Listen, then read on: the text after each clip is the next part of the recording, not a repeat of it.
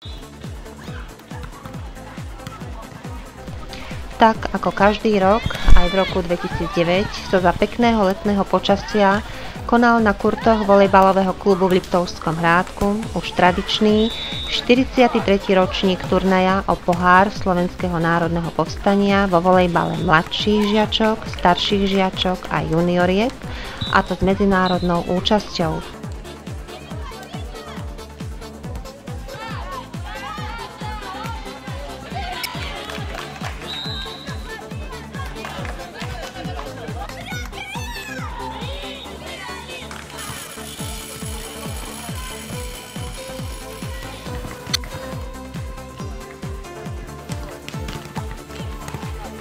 V tomto ročníku prijalo účasť 19 družstiev zo Slovenska, Poľska a Ruska.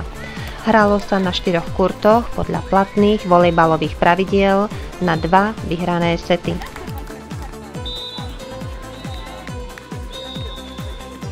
O nestranné rozhodovanie sa postarali profesionálni rozhodcovia, ktorí v rámci turnaja stihli absolvovať aj trénerské školenie. Tomuto turnaju predchádzal takisto už tradičný turnaj o pohár Horného Liptova.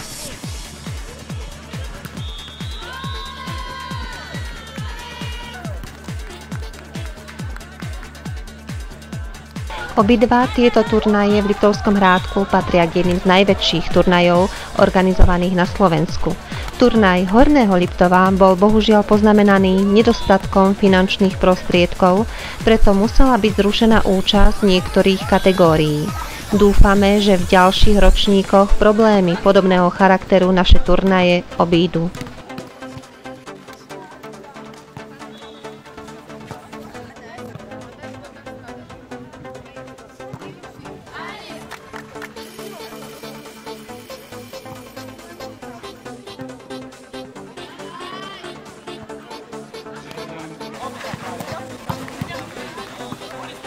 Tak tomuto turnaju predchádzal turnaj o pohár Horného Liptova mužov a žen, ktorý, dá sa povedať, nesplnil naše očakávania, ale hlavnou príčinou boli finančné prostriedky. Obidva turnaje vyžadujú zhruba 50 000 náklad, ktoré treba pre turnaj mať pohromade. Keďže sa nám to pri prvom turnaji nepodarilo, žiaľ museli sme tento obmedziť v podstate len na naše podmienky a tak, aby sme aspoň naše družstva alebo našim družstvám umožnili hrať nejaké zápasy so silnejšími súpermi. Čo sa týka tohoto turnaja, tento je v podstate na takej úrovni ako v lani. Sú to družstva z Moskvy a z Poľska, zo Slupsku. Sú to aj naše družstva, hrá tu 5 našich družstiev. A myslím si, že z tohto hľadiska sa dá povedať, že turnaj splní účel. Tak sponzormi turnaja boli hlavne Tesla Liptovský Riadok, Slona Liptovský Mikuláš a Tatra Timber Liptovský Hrádok. Touto cestou sa chcem všetkým poďakovať. Situácia není veľmi dobrá, pretože odskočilo hromadu sponzorov. Mesto finančné prostriedky zrejme z titulu rôznych úprav v meste asi bude mať tieto prostriedky obmedzené a teda bude nutné z vedenia mesta a možno aj s ďalšími sponzormi, ak sa teda podaria zohnať, doriešiť celú situáciu, aby sme vôbec mohli začať súťaže aspoň na takej úrovni ako doposiaľ. Z Moskvu sme spravili 2-1. Boli to naše rovesničky, takže myslím, že ten zápas bol celkom vyrovnaný a bol dobrý. A som rada, že sme vyhrali v tiebreaku.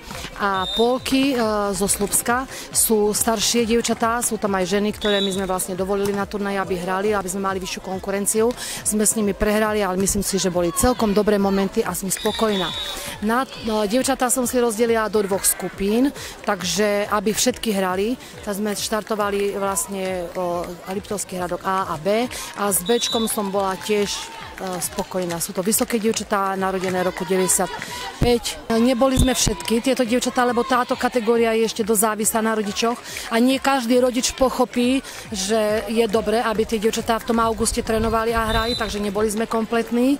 Ale dievčatá zahrali. Vyhrali sme obidva zápasy s Poltárom, i keď tá Moskva a Polky boli dosť silné, ale tiež sme zahrali. Dali sme dokonca aj 18 bodov, čo ja hovorím, že to bolo celkom dobre. Skončíme na 3. mieste, takže super. Posledný zápas bolo vidieť únavu na mojich dievčatách, alebo teda na našich dievčatách, pretože nie je to len moja práca, ale je to práca aj pána Vyšného. Trošku sme zmenili zostavu z prvého setu, kde vymenili sme nahrávačku a dali sme ju na smeč. Jednoznačne sa ukázalo, že na tomto turnaji a aj v tomto zápase nám chýba ešte jedna smečujúca hráčka, na ktorej buď budeme musieť ešte popracovať, alebo niečo ešte niekde hľadať. Je tu nejaká možnosť, ktorú zatiaľ neprezradím. Uvidíme, či to vidia, alebo to nevidia, ukáže sa od septembra. Myslím si, čo sa týka tohto Bčka, pretože sme rozdelili družstvo na dva také tábory, jedno bolo Ačko, jedno bolo Bčko, v ktorom chceli sme dať šancu všetkým dievčatám, zahralo si teda aj Ačko i Bčko, hrali všetky dievčatá, ukázali sa nejaké chyby, na čom treba ešte popracovať do budúcich dní. To Bčko, dá sa povedať, že nás v niektorých okamihoch prekvapilo. Myslím, že aj to Ačko, niektoré zápasy odohrali veľmi solidné a je treba proste pracovať do budúcna ďalej.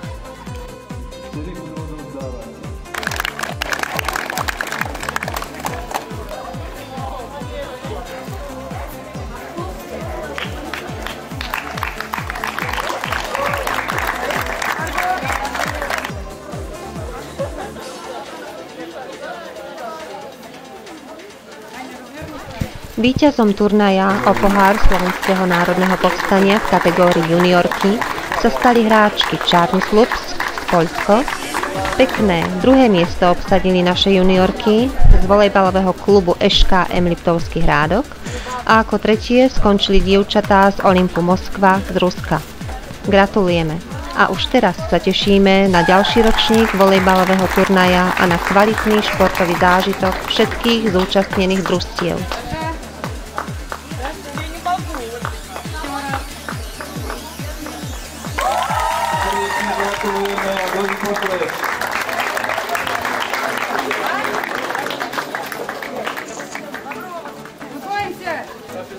Маша. Улыбаемся, девчонки.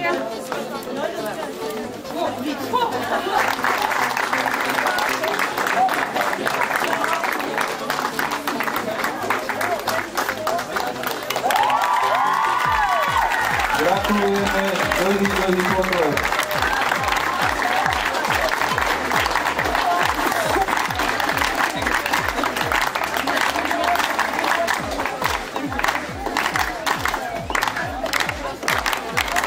Vážení športoví priatelia, ďakujeme vám za účasť. Prajem vám šťastný návrat domov a dovidenia priatelia o rok na 44. ročníku. Dovidenia.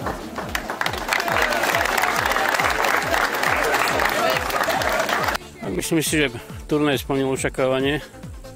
Ako som už aj predtým povedal, príchodom zahraničných družstiev tá úroveň stúpla.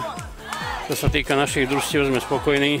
Juniorky skončili druhé, staršie žiačky skončili štvrté, mladšie žiačky skončili tretie.